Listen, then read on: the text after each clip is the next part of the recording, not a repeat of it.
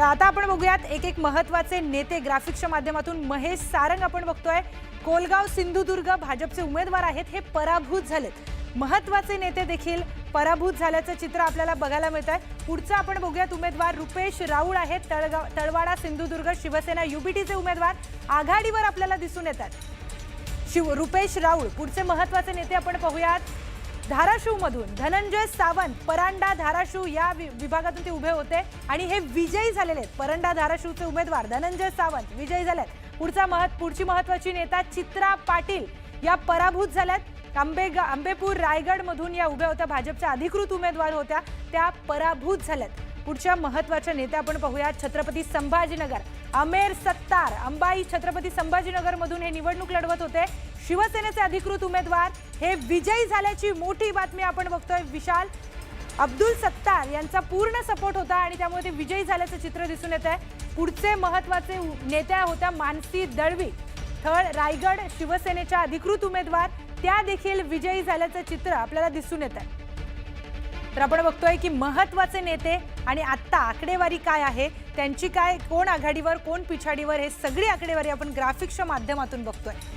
तर 12 जिल्हा परिषदा आणि 125 पंचायत समितींचा निकाल आज समोर येतोय. तुमच्या जिल्ह्यामध्ये तुमच्या तालुक्यामध्ये काय आकडेवारी आहे, कोण आघाडीवर कोण पिछाडीवर, सगळे अपडेट्स फक्त न्यूज 18 मराठीवर आपण पाहणार आहोत.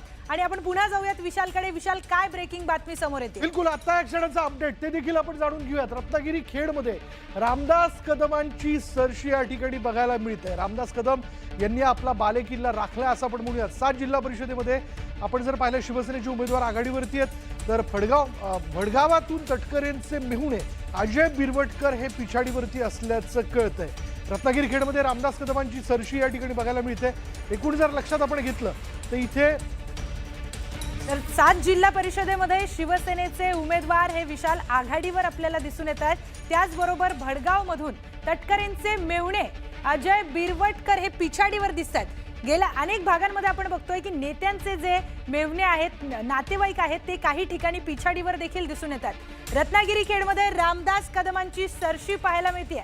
7 जिल्हा परिषदेमध्ये शिवसेनेचे उमेदवार हे आघाडीवर आपल्याला दिसून येत आहेत. रामदास कदम यांचा जलवा तिथे कायम असल्याचं आता चित्र दिसून येत आहे. त्याचबरोबर पुढची महत्त्वाची आकडेवारी आपण आता पाहूयात, काय नेमकी ब्रेकिंग न्यूज समोर येते रत्नागिरी खेडमध्ये.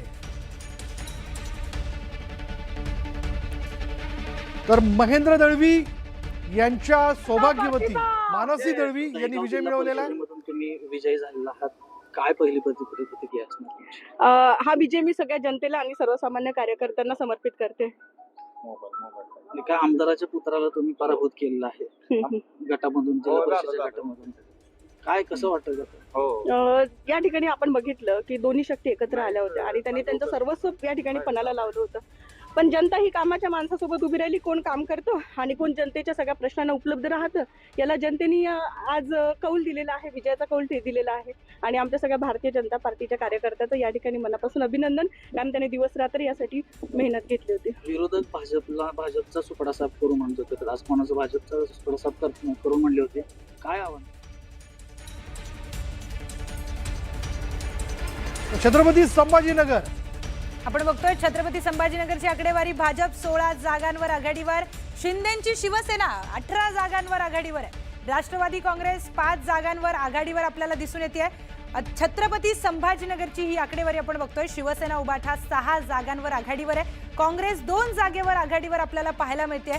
छत्रपती संभाजीनगरमध्ये शिंदेची शिवसेनेने बाजी मारलेली चित्र आत्ता तरी दिसून येत आहे, कारण शिंदेची शिवसेना छत्रपती संभाजीनगरमध्ये सगळ्यात जास्त आघाडीवर आहे आणि 2 नंबरचा पक्ष भाजप छत्रपती संभाजीनगरमध्ये आघाडीवर आहे. त्याला पुन्हा एकदा आपण जाणून घ्या की विजयाचा गुलाल नेमकं कोण उधळत आहे, कोणाचा उमेदवार विजय झालेला आहे, कुठे नेमकं काय चाललंय.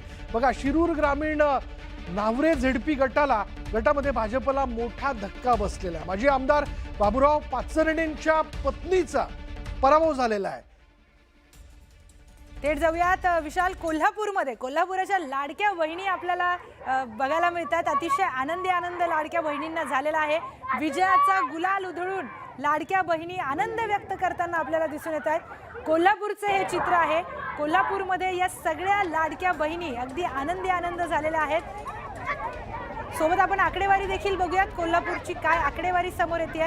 कोल्हापूरमध्ये आपण बघतोय काँग्रेस 12 जागांवर आघाडीवर, शिवसेना युबीटी 2 जागांवर आघाडीवर, राष्ट्रवादी काँग्रेस 11 तर शिंदेची शिवसेना 7 जागांवर आघाडीवर आहे आणि भाजप देखील 7 जागांवर आघाडीवर आहे. आपण बघतोय शिंदेची शिवसेना आणि भाजप यांची आकडेवारी एकसारखीच अजून तरी दिसते कोल्हापूरमध्ये. आणि कोल्हापूरमध्ये विशाल काँग्रेस आपल्याला आघाडीवर दिसून येते. सतेज पाटील यांचा जलवा कोल्हापूरमध्ये कायम असल्याचं आपल्याला दिसून येतं.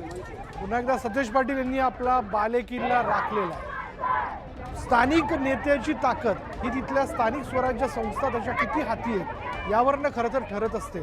आणि अर्थात आपण जर पाहिलं तर कोल्हापूरमध्ये देखील काँग्रेसचा जलवा जो होतो पुन्हा एकदा सतेज पाटील यांच्या नेतृत्वात बघायला मिळाला आहे. अगदीच विशाल, आपण बघतोय कोल्हापूरमधील लाडक्या बहिणींचा जल्लोष आपण बघतोय. काँग्रेस तिथे आघाडीवर आहे. आपण पुन्हा जाऊयात विशालकडे. विशाल, काय ब्रेकिंग न्यूज घेऊन तुम्ही समोर येत आहे? बिलकुल, नेत्यांनी गुलाल उधळायला सुरुवात केलेली, कार्यकर्ते जल्लोषात आहेत. आणि या सगळ्याच्यात आणखीन एक महत्त्वाचा अपडेट ते असं आहे, रायगडच्या पाली देवत गटावर भाजपने आपला झेंडा रोवलेला आहे, तो फडकवलेला आहे. पनवेल तालुक्यात 3 ठिकाणी भाजपचा विजय झाल्याचं कळतंय. आता क्षणाचा मोठा अपडेट आपण बघतोय, वावंजे, नेरे आणि पाली देवतमध्ये भाजपने विजय मिळवलेला आहे.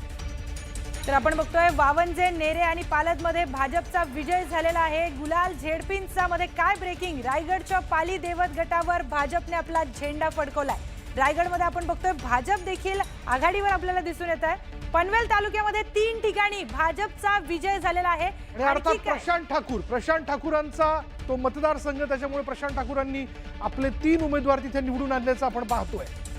रायगडच्या पाली देवत गटावर भाजपचा झेंडा फडकल्याचं आपल्याला पाहायला मिळत आहे. तर ब्रेकिंग न्यूज समोर येत आहेत. तुम्ही सतत बघत राहा न्यूज 18 मराठी, कारण तुमच्या भागामध्ये काय ब्रेकिंग न्यूज आहे हे विशाल आपल्याला सांगणार आहेत. बिलकुल, कडाव जिल्हा परिषदेमध्ये सेनेच्या उमेदवारांनी बाजी मारल्याचं आपण बघतोय. तर कशेळीत राष्ट्रवादीच्या वर्षा दोरे या आघाडीवरती आहे, ही आघाडी आहे. आणि कळंबमध्ये राष्ट्रवादीचे नारायण डामसे हे पिछाडीवरती असल्याचं या ठिकाणी समोर येते. त्यामुळे ही आघाडी पिछाडीत आपण जर पाहिलं तर कडाव जिल्हा परिषदेत सेनेचे योगेश जे आहेत ते पिछाडीवरती असल्याचं बघायला आणखी एक मिळतं. ब्रेकिंग न्यूज आपण बघतोय, कळंबमध्ये राष्ट्रवादीचे नारायण डामसे हे पिछाडीवर आपल्याला दिसून येत आहेत. मोठी ब्रेकिंग न्यूज बघतोय आपण.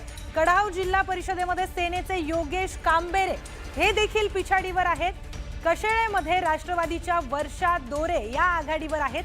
स्थानिक पातळीवरची गणितं बदलताना आपल्याला दिसतात. कळंबमध्ये राष्ट्रवादीचे नारायण डमसे हे पिछाडीवर असल्याचं चित्र आपल्याला दिसून येत आहे. 12 जिल्हा परिषदा आणि 125 पंचायत समितींचा निकाल आज लागतोय. कुठे काय आकडेवारी आहे ते आपण बघतोय. कडाव जिल्हा परिषदेमध्ये सेनेचे योगेश हे आघाडीवर दिसतात, तर कळशेळमध्ये राष्ट्रवादीच्या वर्षा दोरे या देखील आघाडीवर दिसतात आपल्याला.